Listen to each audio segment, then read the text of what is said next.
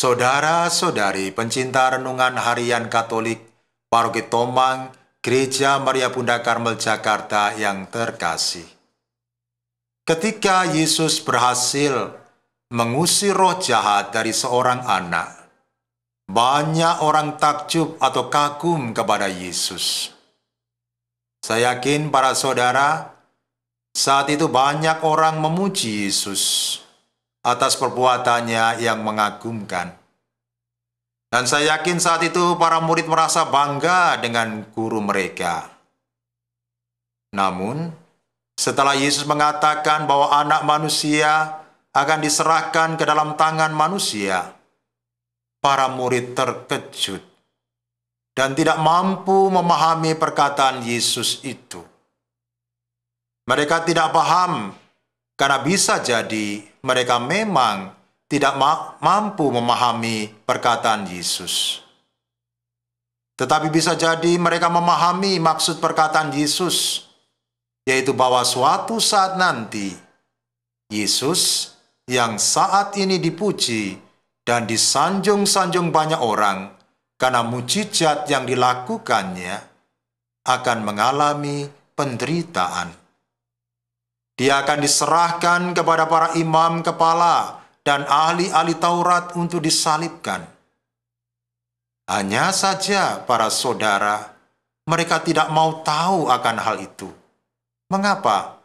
Karena mereka takut menghadapi realitas penderitaan. Mereka ingin dapat terus mengalami kebahagiaan dan kemapanan bersama Yesus. Mereka lupa bahwa keselamatan atau kebahagiaan sejati hanya dapat dilalui melalui penderitaan dan perjuangan. Saudara-saudariku yang terkasih dalam Kristus, kita pun tidak jarang bersikap seperti para murid yang takut menerima kesulitan dan penderitaan di dalam realitas kehidupan kita. Kita ingin selalu mengalami kemapanan dan kebahagiaan terus di dalam hidup kita. Bila kita mengalami kesulitan, tidak jarang kita menghindari atau melarikan diri dari kesulitan tersebut. Akibatnya, bila ada kesulitan atau penderitaan sedikit, kita mudah mengeluh atau bersungut-sungut. Sebaliknya, orang yang mau menerima kesulitan dan penderitaan dengan tabah, ia akan dapat menjadi pribadi yang tangguh, maju dan berkembang dalam segala bidang. Dia akan mampu menerima dan menghadapi kesulitan yang lebih besar dalam hidupnya. Sebaliknya, orang yang melarikan diri dari kesulitan dan penderitaan, dia akan menjadi pribadi yang lemah, rapuh, dan tidak dapat maju dan berkembang di dalam hidupnya.